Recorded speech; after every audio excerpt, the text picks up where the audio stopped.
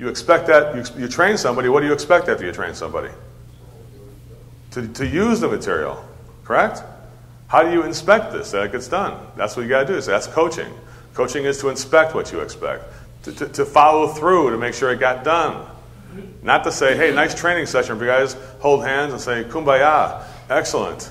Now hit the road, I got some paperwork to do. You guys implement that training on your own. I'm going to give you discretion to go ahead and implement that training at your own pace. What do you think is going to happen out there? What's the employee's own pace going to be like? Yeah, backwards. Yeah, I tried a little bit of it today. Like what? Oh, I said, what should we do? One time. What were the options? No, I didn't give the options. They didn't need any options. You know, I'm still working on it. You had a freaking week out there with Joe Crisara. Working on what? He made you make options. He gave you those. You know, let me see the options Joe made you make. You got to peel that onion back. You know, I want you to. Right now, you missed that call. I want you to make. Here's what I do. When somebody misses and doesn't make options, there's two things. Go back and show the customer the options that you should have done. I want to humiliate you and go back and apologize. You did it wrong. If the customer's not available, come back to the shop and you're going to write 6 options for me now. I go old school and do it 100 times. That's like really old school. On the chalkboard. Well, is it any wonder when your guys say we can't write options that you never practice making options? What's wrong with sitting around in a set of jaw-jacking and grab-assing at a sales meeting to say, the first thing we're going to do is, here's the problem. Ignition system failed with a bad igniter or a bad water heater or a bad sump pump or a bad electrical circuit. First thing we're doing this morning, everybody, make options. I'll see you in 15 minutes. How about that? How about that for an exercise? And if somebody's struggling, you're staying after school and now you're struggling with it, I don't know how to do it. Okay, good. Now you're going to be on the intensive care program. Every single day you're going to do this till you got it. Everybody else is released. We're only going to meet once a week. But Jimmy, who is having a hard time, every single day at 7 a.m. before we start work. I'm paying for the hour. It's okay.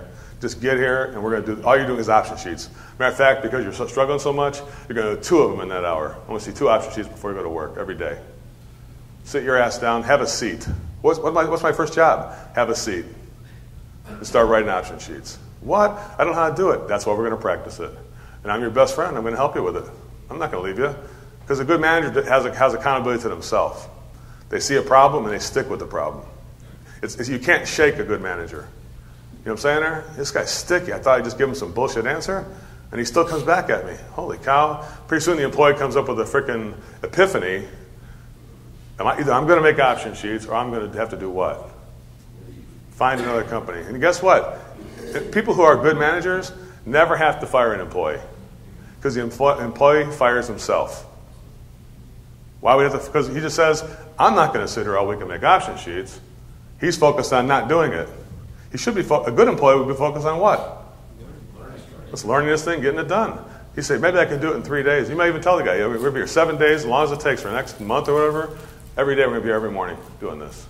You're making it harder to face you and do this every morning at 7 a.m. Wake up earlier, come into work and doing this. Making it harder to do that than it would be if you just did it right and just start working on this and getting it done in 2 days, 3 days.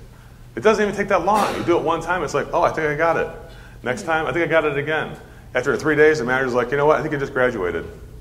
We don't need a month. We don't need 3 months. We're good right now. Really? He feels he just got out of jail. Like, holy cow, I'm lucky. You're not lucky, it's skillful. You just did it. Now, I want you to now every day, but furthermore, do the same thing with the customer. You cannot excuse bad behavior. And I tell you what, even big companies like Mike Cottle's company, they're not like beyond reproach too, right, Marco? There's some warts there behind the scenes too. Wouldn't you agree with that? And this guy has told me, every time we have a discussion, every week Marco and I meet as a mentoring program. And of course, at the end of every session, he usually blames himself, and we move on, right? But you know what? He blames himself. But the great thing about this guy, he doesn't just blame himself. Next week, I said, "How did it go?" And he goes, "I got it in place. It's an action round. Zach is doing this, and I got him doing that." Because my job is not to make Marco work harder. He's the general manager of the whole company. My job is to make sure he can delegate properly, to delegate in a way that's end-to-end delegation, where he finishes the delegation and inspects what he expects. That's what it is, right? And so the third pillar was coaching. And the fourth pillar so we got 3 pillars so far, right? The first was what? Let's do a quiz right now. Quick quiz. What's the first one? Right people, right? The second one? Training. The third one? The fourth one is accountability. That's what we're looking at there. What is accountability? So find the right people, training and onboarding, feedback and coaching, and number 4, accountability. Now, there's different things in terms of accountability. There's 10 stages. I have identified 10 stages of accountability, and you're not going to get them here right now because we could have a whole seminar just on that alone. But I'll give you a sample, okay? A sample of accountability. I'll give you a quick accountability. You send somebody to training for the whole week, 6 days of training, total immersion. We're all singing the total immersion song. Total immersion. That's what we're singing it. Everybody's having a kumbaya at the seminar. You come back, and they go to work on Monday, and they do the first call, and you say, so when you finish that call, you tell your dispatcher, before he goes on another call, I want to hear what happened on that call. So, okay, so the guy's done with the call. All right, I'm done, Jenny. What's my next call? You got to call Kevin before you go on your next call. Oh, what does he want to know? He wants to hear about the options and everything he told me. Oh, Jesus, I didn't make an option sheet for this thing. Yeah, you have to talk to Kevin about that. That's the first thing. The next call is talk to Kevin. So, Jesus, what should I do? Well, I guess you could probably go back and give the options to the customer, or I guess you could talk to Kevin. What do you want to do? I'm not done with the call yet. Let me give me a chance. Give me a few more minutes on this, okay? And okay, good. So now all of a sudden the guy says accountability, right? Kevin's training the dispatcher to do what? Hold them accountable. Mm-hmm. Most dispatchers just think their job is to get the calls off the board. They don't think about, like, we got to make money on these calls. They think, I got to get that board cleaned up. It's nasty. Look at all those calls. I got to get rid of those things. Anytime it's an undispatched call, holy shit, that's going to make me look bad. Got to get rid of that thing. Give it to somebody. That's what this is about, right? Is that what running a contracting is about? Just getting rid of calls on the board? Why does a dispatcher think that's what it is? We send that message. We send the message to him. What should the message be? When that guy gets back from training, hey, just have him call me before you give him another call. And tell him I need to see his options. Tell him I'm going to need to have his options. I'll tell him to get his options ready when he calls me. And he calls. What do you want to hear when he calls you? Can't believe it worked out great. I gave him 6 options. He went for $1,500 on this thing, and this actually does work. It really does. It will be? That's right, with the new system, it'll be emailed. You'll know before he presents it. What are you doing? It doesn't make sense. Yeah, right. So the first stage of accountability, you hear somebody that says, I didn't do it. I didn't do it. I just didn't do it. Okay, well, the first, level 1 is something like this. Well, John, let me ask you a question. What did they train you last week to do on every single call? Just a reminder. Just a gentle. The stage 1 is like you don't got to hit people over the head and say you're fired on the first stage of accountability. I mean, you'd fire everybody if that was the case. Nobody would ever be working for you anymore, right? So stage 1 is, so what were you trained to do? Because if you train people, you just go back to the training, right? So customer service rep says, I got this customer, doesn't know they're freaking me out, guys. I can't. They want a lower price. What do I do? Well, we spent a week training you as a CSR. What do we train you to do? Remember that? Oh, Jesus, yeah, there's that customer concern script. Yeah, what do you think you should do with that? Yeah, I probably should read it. Okay, why don't you do that, and then see if you got any questions after that, let me know.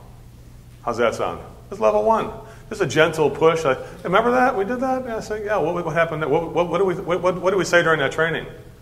But if you didn't do training, could you ever manage that way? Instead, you have it look like you just ate a turd. Like, holy shit, I didn't train these people. And it's like, now you're like, oh my God, I'll just take this one, right? Unhappy customer. Now who's going to be this? Plan B is what? I take care of it, right? Now you're up there doing things. And let me tell you something, people. Every time you take action on behalf of an employee, you dishonor that employee, you make them feel smaller, like they have less self-esteem, like they can't do it. You lower their self-esteem, make them feel worthless, and you lose the muscles for them to think for themselves because you're doing it for them. You think you're Mr. Hero, your superhero is going to come in and save your employee? Mark my words, you help an employee with something, you are killing that employee. You're creating an ex-employee by doing that. You're creating a new ex-employee by helping that person at the point of contact. Instead of helping that employee, even with a technical question, I'm not just talking about sales. I don't know how to superheat. What do we learn about diagnosing air conditioning? What's the first thing we always look at in diagnosing? Geez, what are you asking? I'm not sure. What are you talking about? Well, we trained on this already. We talked about it the last 4 months. We've been talking about this. What do you need to be able to diagnose the first thing on air conditioning, for instance? I guess ductwork, the airflow. Yeah. How's that looking? Yeah. And then, I think it's good. Why do you think it's good? How many CFM was it? Stop. You're embarrassing me right now. Yeah. So what should you do right now? You don't tell them what they should do. Ask them what they should do. Right? Train them right. Anything you're doing, plumbing guy, I don't know how to do this thing with the tankless water heater. Well, we had that class on tankless water heaters. What do we say? Geez, I don't know. Well, who would know? Well, you were there too. Yeah, but if I did that, I wouldn't be a good coach. I'd be giving you the answer. You need to learn how to think about how to do this. So what's the best way you could, if I was around, what would you have to do? Probably call the manufacturer. All right, so what should you do? All right, I'm calling right now. Attaboy. That's it. It's a gentle reminder. It's not getting angry, not getting upset, but coaching the person to make the action you'd like them to make, so you don't have to make it. And it would, by all means, it would be easier if you did it. It'd be easier for you to get on the phone and help that customer who had a customer service problem. It'd be easier for you to tell them it needs check that airflow. I think the airflow is bad. It's probably it's in the Cambridge West area. They always got the crappy airflow in that area. They probably got 434 CFM over there. Go over there and look at them. Now you're telling them what to do. Now every time, what are you training your employee to do every time they have a problem now? You're trained to come to you. Is that how everybody wants to run their business? People coming to you. You want teach people to think. Here's what I tell you, Mike Cottle's good at doing. He's good at hiring people smarter than himself. And Dave Gallagher, the guy who grew to $70 million this year, he's good at hiring people who are smarter than him. You don't want to have people who are less than you. The key to success is having people who are better than you. If you were out in the field, this guy would run circles around you because he should be better. He's the guy producing the work. You're the guy who's marketing and growing a company and doing human. He wouldn't know anything about how to hire an employee. He wouldn't know anything about how to coach and manage, but he should know how to communicate to your customer. That's his job, right? So first stage of accountability is a gentle reminder. What do we do in the training, right? The 10th stage, the final stage, is take 2 weeks off and then reapply for your job on the Monday when you come back, and I'll take an application to see if you can still work here.